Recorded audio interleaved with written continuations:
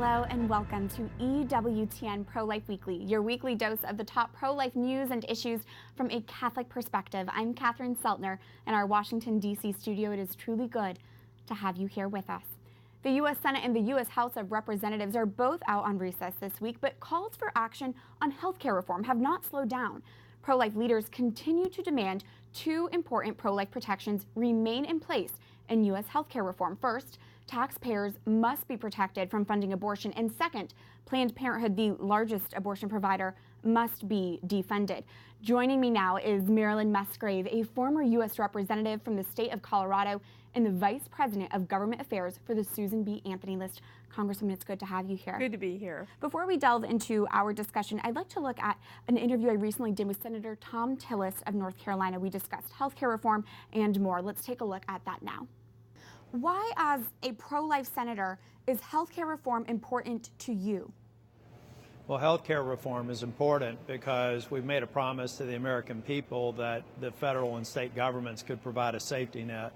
And now that safety net's being threatened. If we don't make changes in our health care policies a few years down the road, I think we're going to have a significant crisis in terms of providers leaving the marketplace and insurance companies providing policies that are simply unaffordable. That creates a real safety net problem that worries me. It's one of the most important things I think we have to focus on in this Congress. Senator, 11-month-old baby Charlie Gard recently died in London after being denied experimental treatment that went against his parents' wishes. How alarming is this case to you, Senator, and could we see an incident like Charlie Gard's in our current U.S. healthcare system? Well, I think it's very sad, and we have to avoid it. If you think about Charlie, he was one of those vulnerable people that needs our help, and I hope as a matter of policy or as a matter of practice in the United States, we would never see that sort of situation that the parents are confronted with, and would do everything I could to support policies to avoid that. How much, Senator, of a priority are the pro-life protections in our health care to you? Would you vote for a plan that didn't both A, prevent the taxpayer funding of abortion, and B, defund Planned Parenthood? Well, I think that any of our policies here that deal with appropriation should always have HIDE protections. We should not be providing taxpayer funding of abortions. On Planned Parenthood, as Speaker of the House, I supported measures to defund Planned Parenthood in the state. I think that we need to make sure that we communicate to the American people that that's not defunding women's health.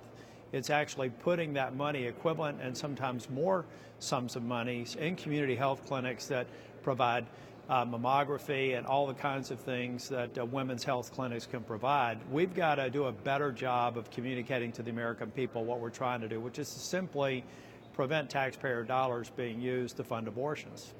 What advice might you have, Senator, for our viewers who want to communicate that message to their friends and neighbors at home?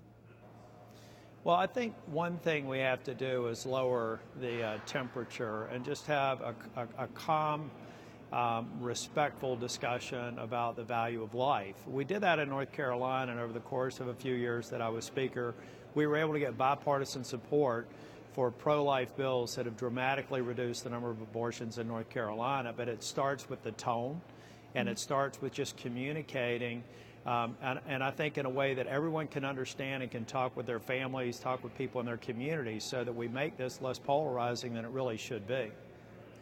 Senator, you are Catholic. Does your Catholic faith influence your pro-life views, and if so, how?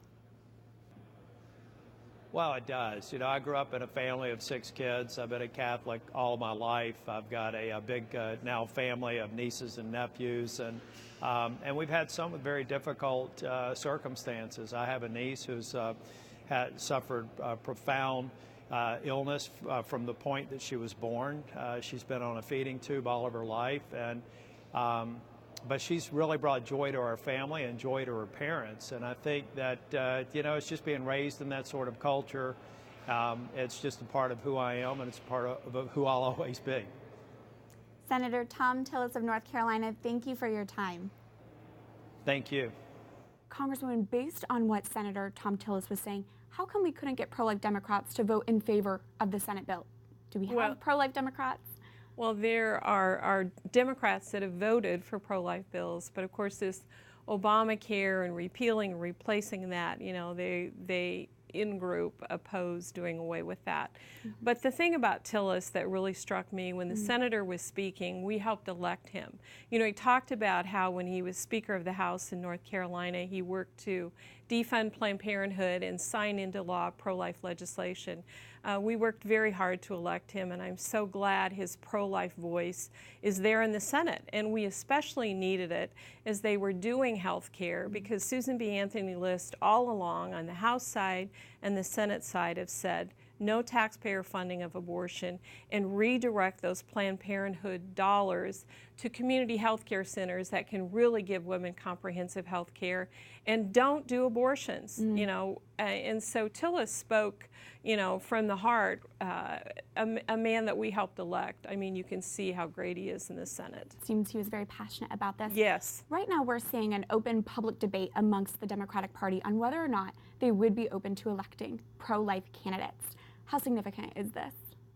Well, it's very significant to me because they are noticing that they have a problem with registered Democrats around this country who 30% self-identify as pro-life, and the party has left them.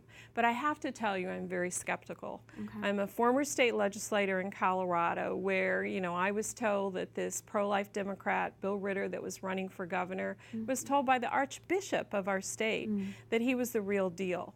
The first thing Bill Ritter did, and like Kane, who ran as a vice presidential candidate, had been a Catholic missionary, the first thing he did was to restore funding to Planned Parenthood, you know, that provides abortions in Colorado. After we in the legislature and Jane Norton as lieutenant governor had worked very hard to make sure no taxpayer dollars were going for abortion in Colorado. When I came to Congress, there were Democrats that would vote pro-life on occasion. But where are the Chris Smiths? Where are the Trent Franks? Where are the Diane Blacks?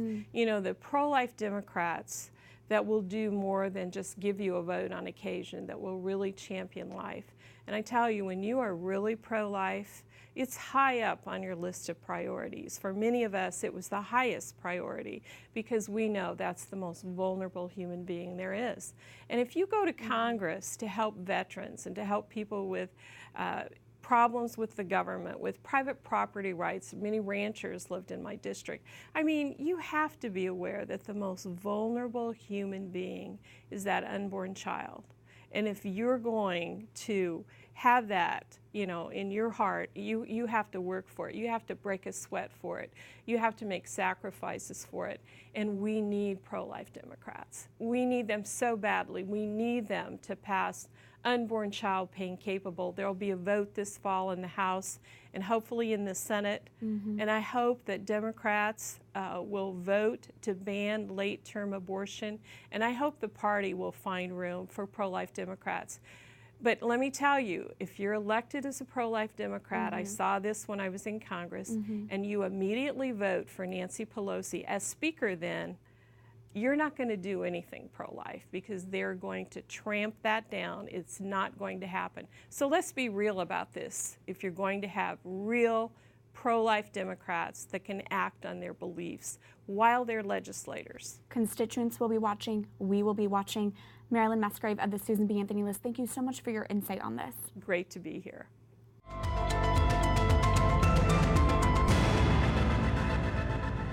The latest effort to defund Planned Parenthood in the healthcare bill is stalled. But with each day that passes, Planned Parenthood aborts nearly 900 unborn children and receives $1.5 million in taxpayer funds.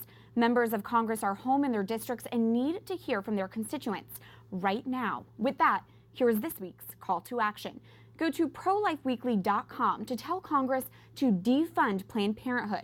We are making it very simple for you to take action and make your pro-life voice heard.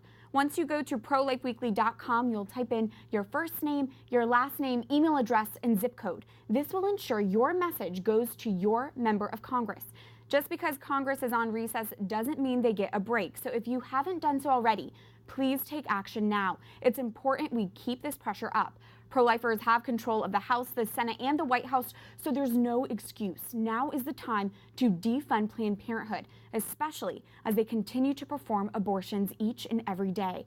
Tell Congress to defund the abortion giant by going to prolifeweekly.com.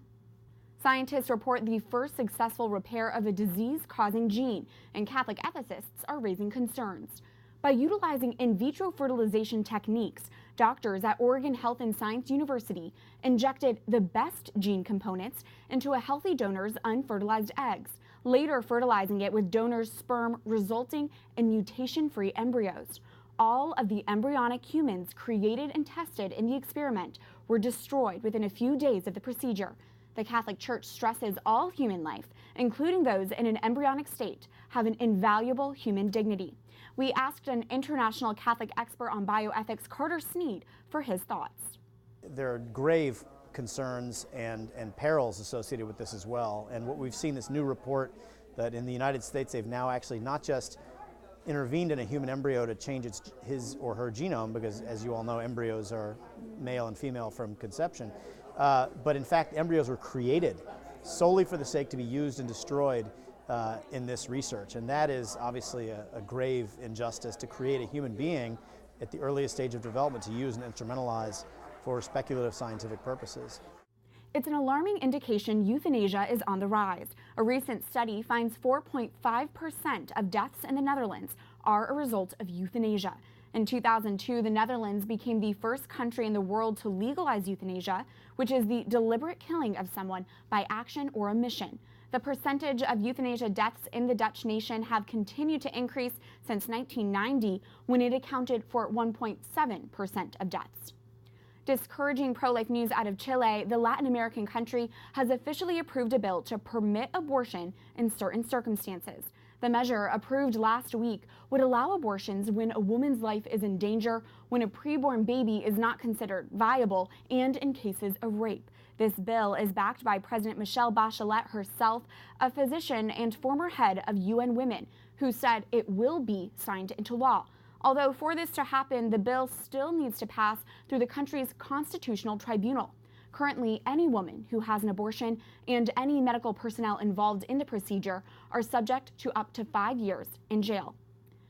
More than half of women seeking abortions in Britain last year were using at least one form of contraception. The statistics were based on over 60,000 women who had abortions at clinics operated by the British Pregnancy Advisory Services, the country's largest abortion provider. The BPAS report notes 51.2% of women who saw abortions in 2016 were using at least one form of contraception. A quarter of these women were using methods considered to be the, quote, most effective forms, such as hormonal birth control pills and IUDs. A new report debunks Planned Parenthood's claim they are both irreplaceable and life-saving. Planned Parenthood is the dominant provider of induced abortions in the U.S., and according to a recent report from the Charlotte Lozier Institute, Planned Parenthood has a 35% share of the U.S. abortion market. Let's compare that to the other services they offer. Planned Parenthood has less than 1.4% of the nation's HIV tests and less than 1% of Pap tests. To help us break down these numbers, we are joined by the report's co-author and president of the Charlotte Lozier Institute, Chuck Donovan. Chuck, it's good to have you here. Pleasure to be with you, Catherine. Let's talk Business 101. What is a market share and how significant is this? Well, market share is pretty much the definition of what a company focuses on. So you would look at a supermarket chain. What share of the market do they hold? Are they big? Are they small? Okay. They're the industry leaders. There are others who are quite small and local. So can you compare how Planned Parenthood stacks up to abortion compared to other more recognizable U.S. brands? Well, yes, this is the first thing that our report looked at, especially since Planned Parenthood claims that abortion is only 3% of their services. But if you look at other industry leaders, take Southwest Airlines, the biggest airline in the United States. Right. They have 19.1% of the U.S. market for air travel. Look at General Motors, which is considered the lion of the auto industry. They have 17.3% of the U.S. automobile market. Turn to Planned Parenthood, they say their numbers are small. They actually do 35% plus of U.S. abortions. That's the entire United States. So they have twice the share of these big companies. Those companies that we recognize for the work that they do. As the lions of their industry, Planned Parenthood is a mega lion in theirs. and they are the Megaline, the dominant abortion provider in the United States. But what about their other services, the services they often tout as irreplaceable and life-saving? Well, many of them, they are quite small. And of course, the issue in the Congress now is whether Congress should redirect fundings to other agencies that can pick up the slack. But for Pap tests, an important test for women to have, they're under 1% of the U.S. market. HIV testing, very common in the United States given our sexual culture. Planned Parenthood is 1.4% of the market. So they're not a big player in other things. Where they are big, of course, is abortion and also in contraception. So I think this point is very important and needs to be made clear. No service at Planned Parenthood is irreplaceable. So why are they getting so much federal funding? Well, there's a lot of momentum behind Congress's decisions to change what Congress has always done for years. And I think what's happening here is that women getting some benefits out of having their own health care cards under the Affordable Care Act and proposed replacements, they're going to other providers like community health centers where they can get dental care, mental health services, services for any children they have. They can often get mammograms and things that Planned Parenthood just doesn't do. Right. Because Planned Parenthood is a testing agency for these things. It does not treat, even for sexually transmitted diseases. It's not a treatment service.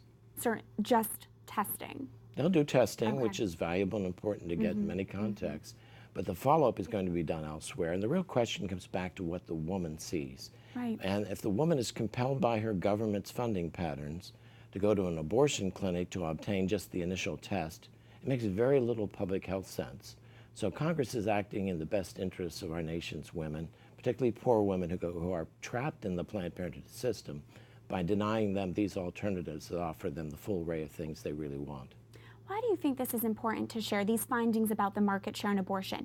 Why release this report? Well, one thing that Planned Parenthood does extremely well with $30 million in political action funds just last year, much more than that in terms of their government relations activity. They're magnificent lobbyists, and their advertising campaigns are among the best. Madison Avenue does a great job for them. But the truth is, in most areas of public health, they are very expendable and replaceable. They're not on the front line, and they're certainly not what we want to give women who are in need. And certainly not what we want to spend $500 million on in our federal government. At least $500 million. It may be approaching $600 million at this point. This is really insightful and helpful information. Chuck Donovan of the Charlotte Lozier Institute, thank you. Thank you, Catherine. When we come back. It's one of the only cases in history that's been before the court 3 times, the Supreme Court. And we won that one unanimously. He's been pro-life from the sidewalks to inside the Supreme Court. We speak with Joe Scheidler, a trailblazer for the pro-life movement in the United States. Stay tuned as EWTN Pro-Life Weekly continues after this break.